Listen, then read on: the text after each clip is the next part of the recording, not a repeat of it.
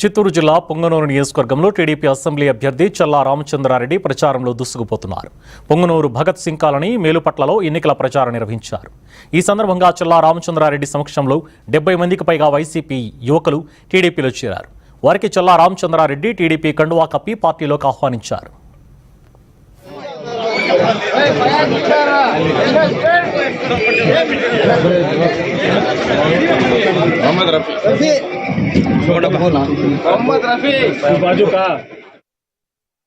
తెలుగుదేశానికి అభ్యర్థిగా ఎంపిక చేయాలని చెప్పి ప్రజలందరూ కూడా ఆశీర్వాదిస్తూ మమ్మల్ని ఆహ్వానిస్తూ ప్రతి ఇంటింటికి తెలుగుదేశం పథకాలను తెలియజేస్తూ ముందుకెళ్తుంటే ప్రజలందరూ కూడా మహిళలైతేనేమి, యువత అయితేనేమి, మైనార్టీ సోదరులైతేనేమి ప్రతి ఒక్కరూ ఇంట బయట వచ్చి నాయనా తెలుగుదేశం ప్రభుత్వం రావాలా, ఈ అరాచకాలు పోవాలా, ఈ రాష్ట్రంలో చంద్రబాబు నాయుడు అయితేనే పరిపాలించగలడు, ఈ జగన్మోహన్ రెడ్డి అరాచక పరిపాలన తప్ప సంక్షేమ పరిపాలన ఎక్కడా కనిపించలేదు, మీకు దండం పెడతాం, మీరు భద్రంగా మమ్మల్ని ఓట్లు వేయించండి, మేము ఓట్లు వేసే సిద్ధంగా, ఎక్కడ చూసినా రోడ్లు లేవు, లైట్లు లేవు, మురికి నీళ్ళు కాలువ లేవు అని చెప్పి ప్రతి ఒక్కరూ చెప్తుంటే చాలా బాధాకరం.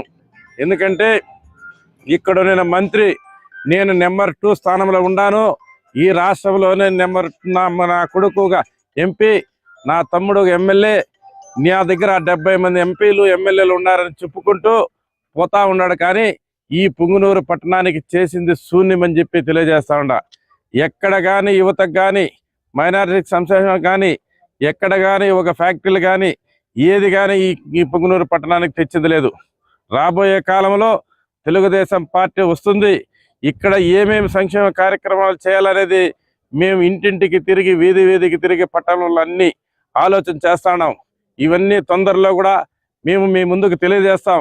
ఈ పట్టణాన్ని ఏ విధంగా అభివృద్ధి చేయాలని చెప్పేది మైనార్టీస్కి అయితేనేమి, యువతకి అయితేనేమి, మహిళలకు అయితేనేమి ఏ విధంగా ముందుకు తీసుకురావాలా, ఈ పొంగనూరు పట్టణాన్ని మంచినీటి దాహం ఏ విధంగా తీర్చాలని చెప్పి ప్రతి ఒక్కటి క్షుణ్ణంగా ఆలోచన చేసి త్వరలోనే మేము విడుదల చేస్తామని తెలియజేస్తూ, ఈ పొంగనూరు నియోజకవర్గంలో ఈరోజు చెప్తున్నా, రాసుకోండి, తెలుగుదేశం పార్టీ జెండా ఎగిరేది తథ్యం, ఇక్కడనే మంత్రి ఓడేది ఖాయం అని చెప్పి తెలియజేస్తూ